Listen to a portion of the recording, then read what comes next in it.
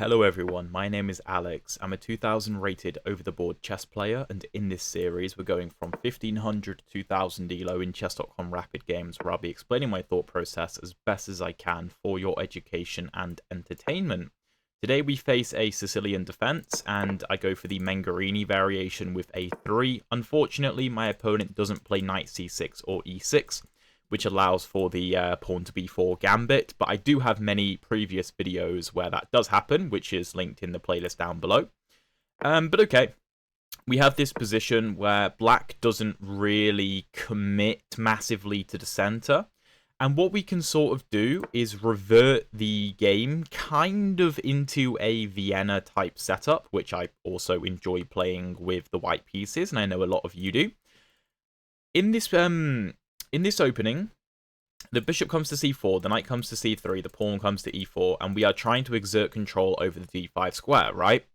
What we have to be careful of, though, is what if black brute forces the move d5, which by playing knight f6 and pawn e6 and having the queen on d8, he is effectively doing.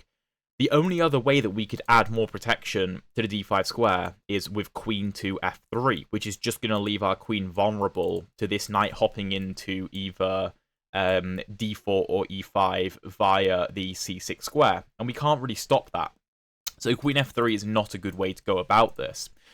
The way that I love dealing with this is justifying the a3 move with bishop to a2, and effectively in this opening, whenever you see the move e6, you should automatically be thinking, okay, bishop a2, get the bishop out of there, because I'll show you after the game in the analysis, but we do not want d5 to come with tempo on the bishop. In this position, if d5 is played, we don't have to do anything because our bishop isn't under attack. So we have the option to play pawn to e5 counter-attacking, which is what I would have played. But okay, bishop e7, we can continue with normal moves like d3, f4, knight f3 castles. That's kind of the setup we want to go for. And the long-term idea of this opening is, can we execute the move f5? And to do that, we would be, well, if we achieve that, we will open up our light squared bishop against the black king, and our dark squared bishop will be open on this diagonal, and our rook will be open on the f-file, and we could have a very nice attack brewing, but we need to do a lot of preparation to make that happen. So we'll play pawn f4. This knight, we kind of can't stop it from coming to d4 if it really wants to, but we can mitigate the effectiveness of the knight on d4. As long as it can't do anything too problematic, it's not a problem. One of the other reasons we put the bishop on a2 rather than the more natural looking b3 is because we don't want knight to d4 to come with an attack on the bishop. We do not want something like knight d4, knight takes b3, c takes b3. That would completely ruin our pawn structure. What we want to do is, if this knight comes to d4, we will play knight f3, which does challenge it, but we're not really going to take on d4 in many scenarios. We're more than happy for black to take us instead. There are positions as well with this bishop on g4 where we're happy to even double our g-pawns after we've castled and play something like king h1, rook g1 to try and attack on the g-file. So there's many ways to go about these positions, and I have a very good record with this opening in general, even if the gambit line isn't played like in this game here. Both in over-the-board chess, like over-the-board classical chess, I've beaten, I think my best win was like against a 2200 in this opening, and I think I've beaten him twice, the same guy, in this opening, although he did play the g6 line, which is considered a refutation on move 2 instead of d6, g6, but okay. Bishop d7, we can just continue developing. In a lot of cases, black will start queenside expansion. It's never really a concern, unless they can effectively play the move c4. That can sometimes be a problem, which could undermine our e-pawn, potentially. But for now, we can just go ahead and castle. And once we get castled, I always like playing king h1, just because it gets us out of any potential complications in the future.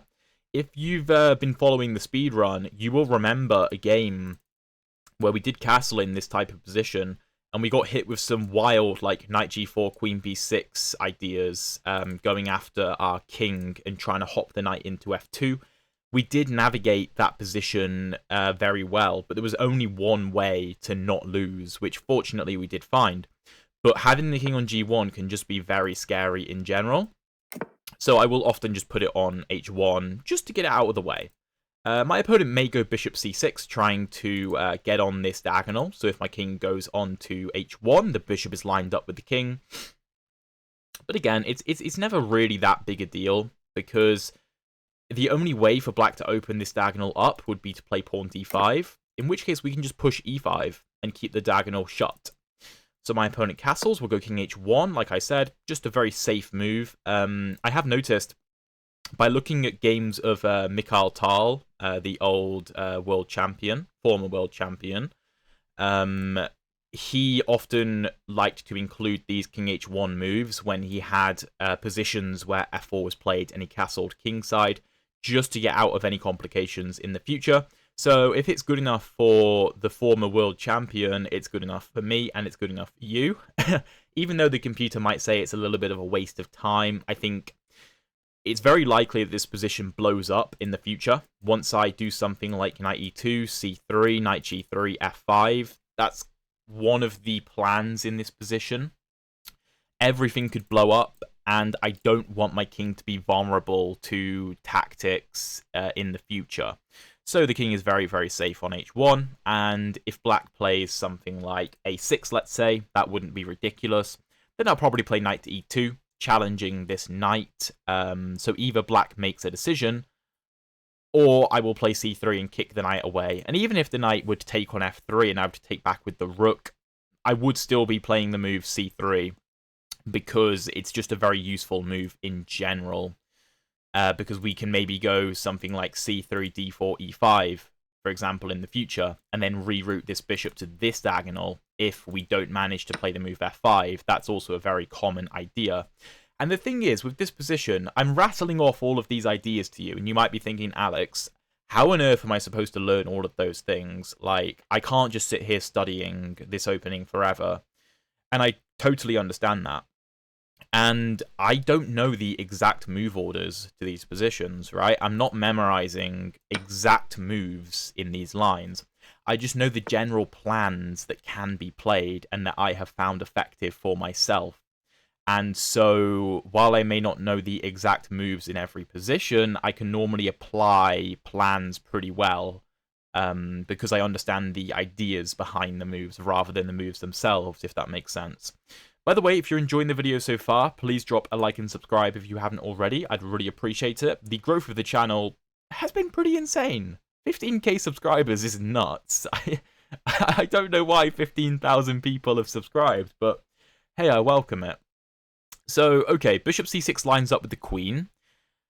If we continue with knight to e2, d5, I assume we probably want to go e5. Let's say knight back to d7. We could play d4, shutting this diagonal off forever because d4 can't be played. I quite like that. And if black plays something else, then I'll play c3, and then we'll meet d5 with e5, and after the knight moves, we'll play pawn d4, and again, get this situation where I can reroute the bishop. Also, f5 is still on the cards in that position, particularly because this bishop has abandoned the f5 square. In a lot of these positions, these like types of positions, you have this bishop on g7 and this pawn on g6 instead, which is a big reason for the c3 move as well, to shut off this diagonal and allow this bishop to get out without blundering the b2 pawn. Although I have loads of games where I do just sacrifice the b2 pawn, and even the a3 pawn as well, after like rook b1, bishop takes a3. Because our attack on the king side can just be incredibly strong, regardless of black winning a couple of pawns. So I just really enjoy these positions. It's nothing insanely tactical, at least not just yet. It's still very much a positional position. This game currently is still very positional in nature, right? And there's not tactics flying all over the board just yet, but there's many pawn breaks that are clearly playable and may be played in certain positions, which could open up the game very quickly. So, okay, Queen c7. Queen c7 feels like a nothing move. I mean, of course, he's connecting his rooks, developing his queen. Makes sense.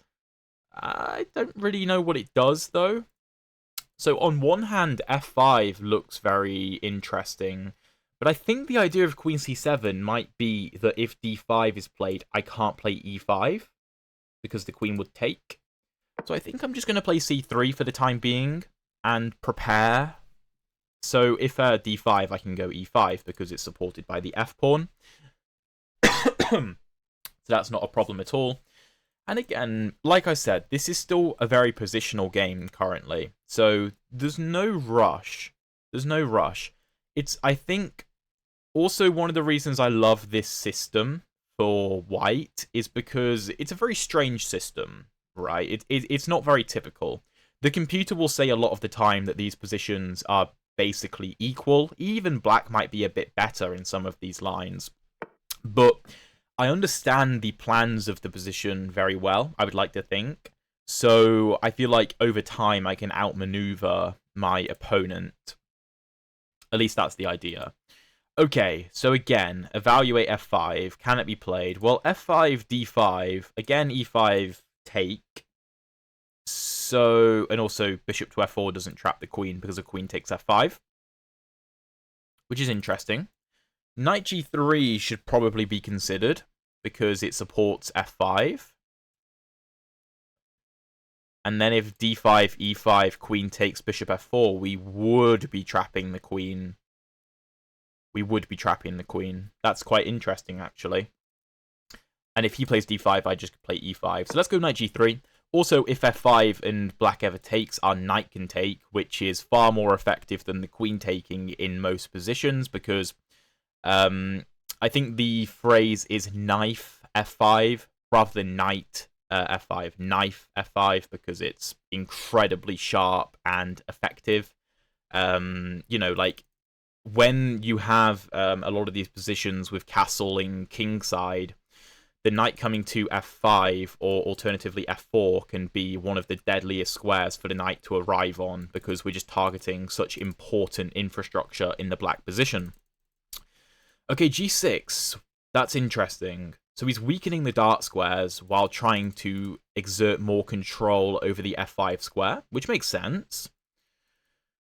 So, can we play f5 anyway? When you have a move that looks impossible, and you can play it, normally it's going to be very good. So that should be the first thing we look at. So f5, regardless of which pawn takes, we can't take back with the pawn because we'd hang our queen.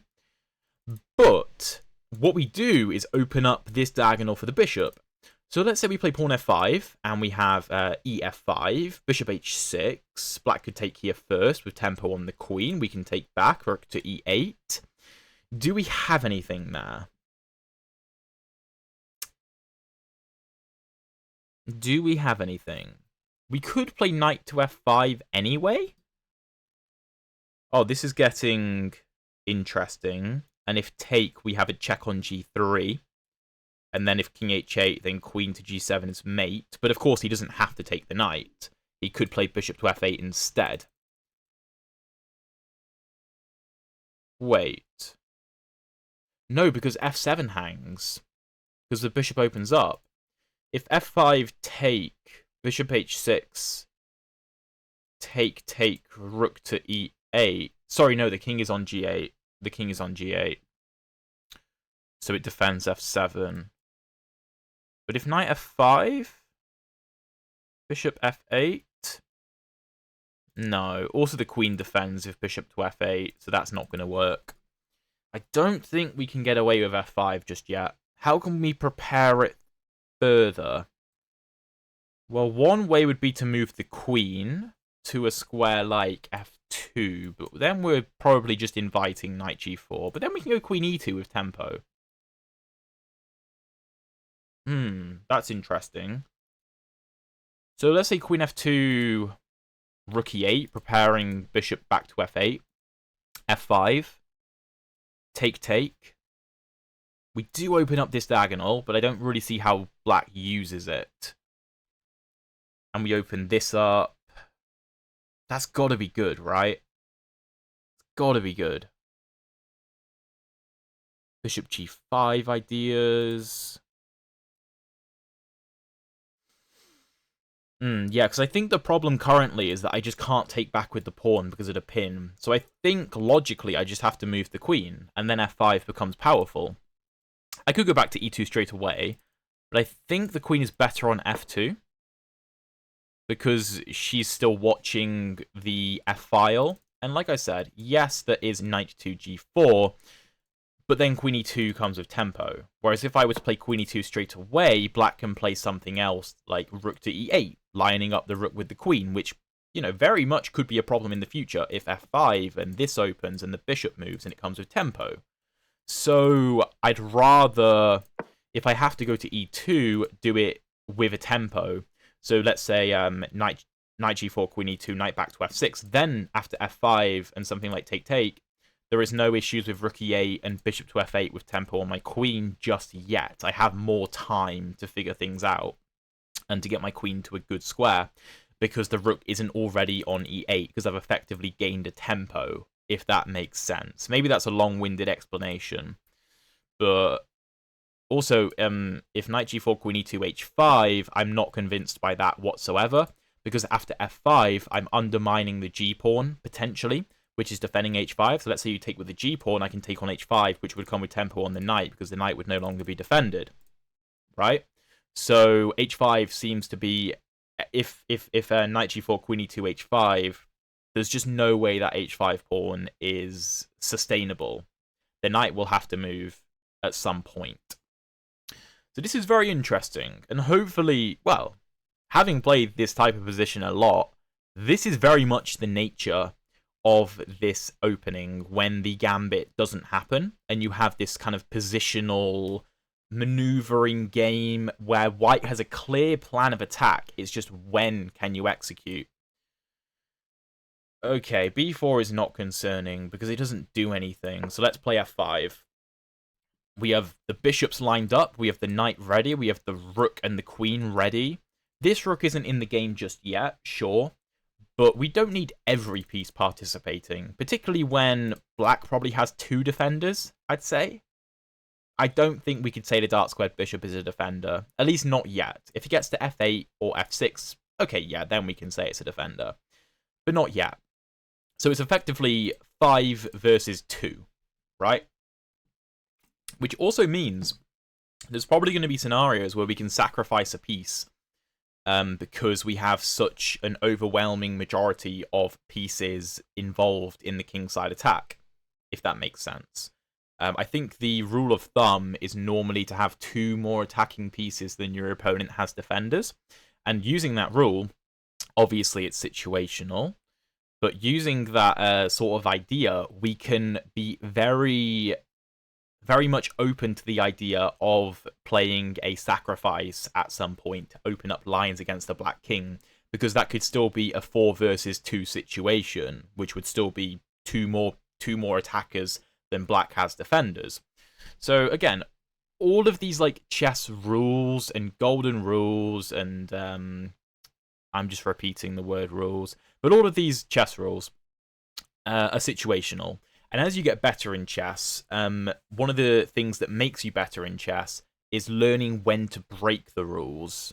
And when you start playing chess, you abide by the rules because you don't know better. And the majority of the time, abiding by the rules will be the best thing to do and will give you the best results. But as you get better, that changes. Okay, d5. Black strikes back in the center. Well, bishop h6 looks like an instant move to me, because that can't be a bad move. I mean, surely that's a good move. I don't know. I mean, bishop f4 looks like it makes sense, but I don't want to encourage e5 with tempo. That's interesting. Knight g4 now with a fork. Okay.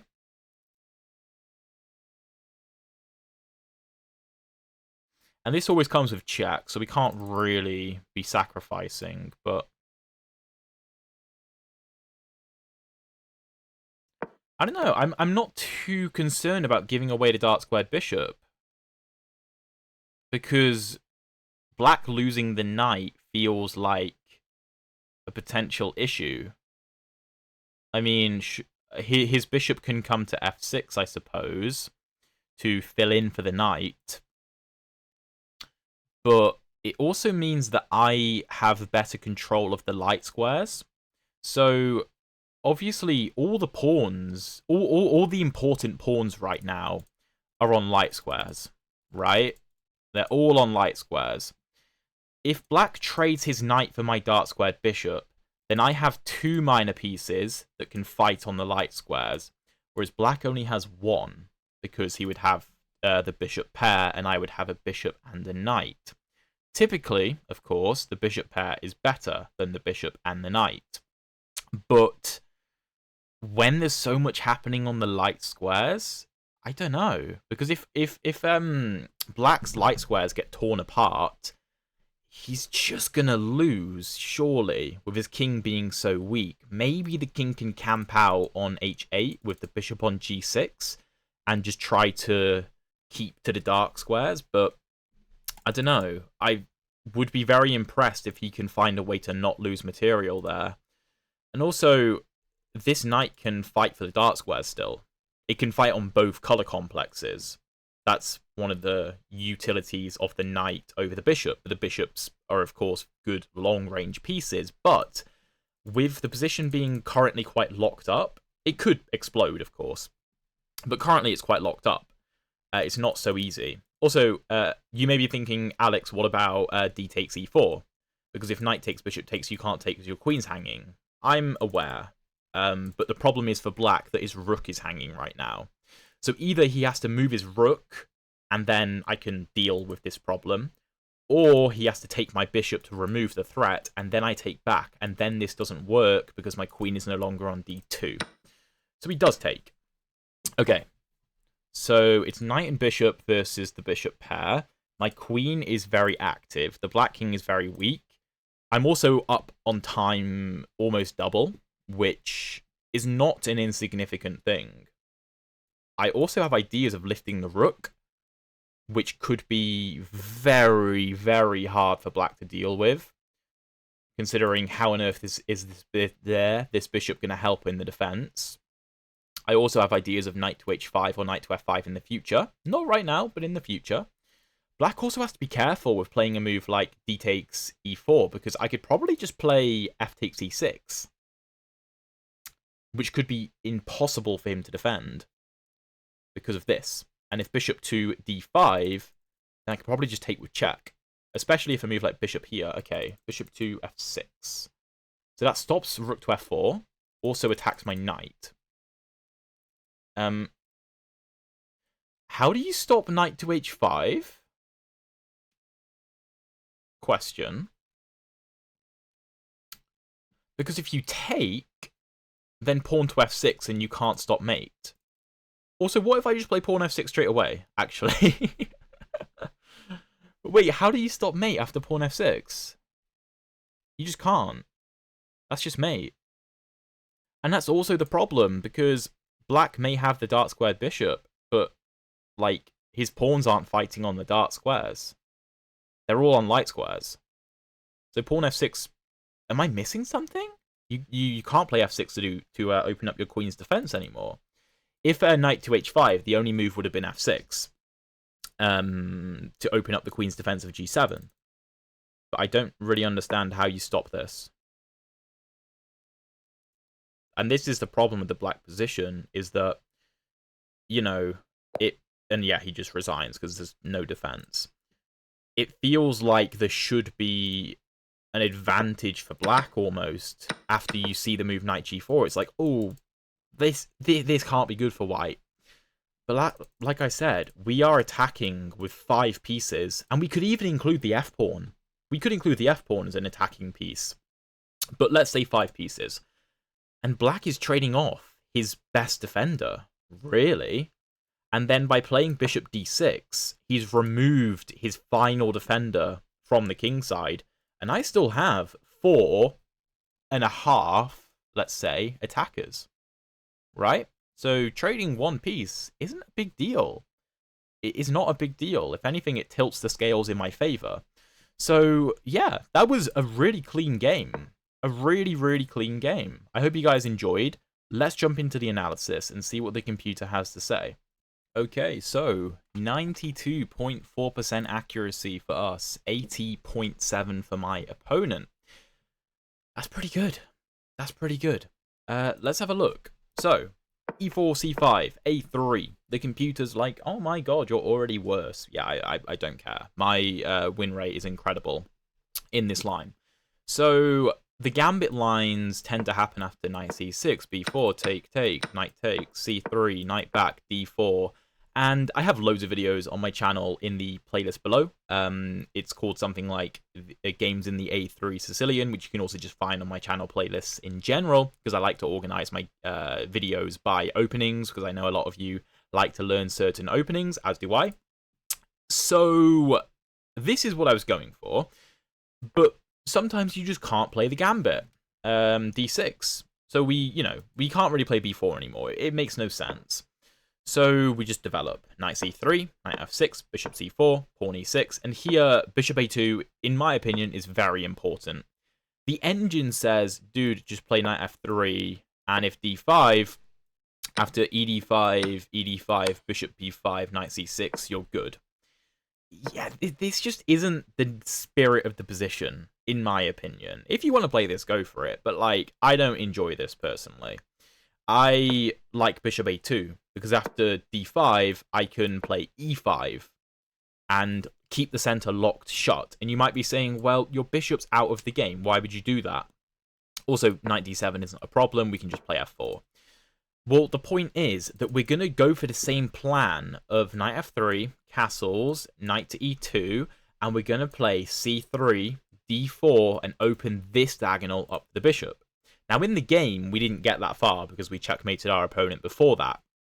But when the center locks shut like this, in the game, it didn't lock shut. In the game, the pawns were like this rather than like this. When the center shuts on the dart squares for us like this, we can often go c3, d4, and reroute the bishop to this diagonal where it can be very, very strong. And f5 is supported as well. So that's not really a problem with the bishop being shut off. But okay, we go d3. Again, if d5, I'm just going to push e5. So knight c6, f4, bishop d7. Again, if d5, just d5. That's not a problem. Knight f3, knight d4, which is a fine move. We castle, black castles, king h1. Like I said, the computer says, oh, bishop d2 is the best move. Yeah, okay, whatever. I'm happy to leave the bishop on c1. Because while it may leave my rook in the corner, kind of out of the game for the time being, the bishop I like to introduce into the game in one fell swoop. So what I mean by that is in the game, of course, we played f5, and the bishop went directly from c1 to h6. No time wasted, which is what I like. Because the bishop kind of performs the same role on c1 as it does on d2, in my opinion. The computer may find some reason why that isn't the case. But I'm also thinking, well, the bishop defends b2 quite nicely, so queen b6 never comes with tempo, which I enjoy. But okay, anyway, knight takes f3. If the knight doesn't take, let's say black plays, I don't know, a6, which is a common idea, then I like knight to e2, for example. Again, the engine doesn't like it. It wants to take and then play knight e2, which is also viable, and maybe I would play that. Because c2 isn't very weak. We can always play bishop b3 to defend and something like a4 to stop black from dislodging our bishop. But let's say taking wasn't good. Let's say the bishop was on g7 and defending the knight, which is often the case in these positions. Then something like knight to e2 and c3 is quite effective to make the knight do something. But okay, he takes, we take, bishop c6, knight e2. The engine likes the immediate f5. Interestingly, I rejected this on the basis of d5, and I was like, well, if f e6, then, you know, aren't we just lining ourselves up with the bishop? Sorry, with the rook. Engine doesn't care. But okay, knight e2, Queen c7, which the engine really hates. I've got to admit, I didn't think this move was good. Queen d7 is better, exerting more control over f5. But queen c7, c3, engine wants the immediate f5. My issue was d5. I can't play e5 because the queen controls e5, but the engine again just wants fe6, fe6, knight f4. Didn't consider that, to be fair. But okay, c3, rook d8, knight g3, g6 is a mistake. Better for black is d5, in which case I will play e5, but even so, this position looks abysmal. I mean, you can't really stop f5. Let's say you play g6 to stop f5. I mean, I could still maybe even sack the pawn anyway. The engine thinks it's quite good to just sack the pawn and open up the f-file and bring the rook over, reroute the bishop. Maybe we try to undermine in the future. I would take white here, personally. But, you know, you be the judge. But black goes g6. And here, queen f2 is a miss. The engine actually thinks f5 can be played straight away. Like I said, when a move looks impossible, if you can play it, typically it's quite good. Now, I couldn't figure out, after ef5, bishop h6, rook e8. Oh, I have knight f5. Right. Yeah, I saw that, though. I think I was concerned about fe4. Okay, yes, this is the best move. This is why I didn't like it. So after this,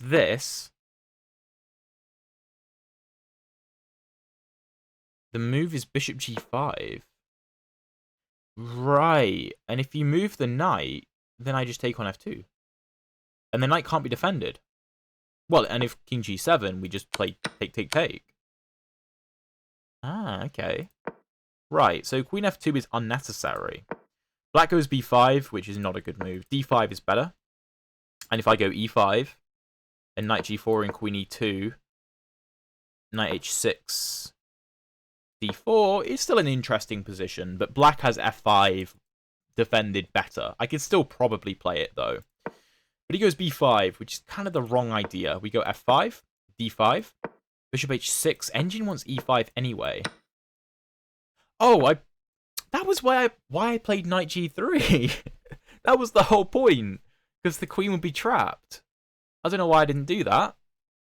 Oh, I don't even know. That was the reason. One of the reasons I played knight g3. Sorry, because I was thinking in which position?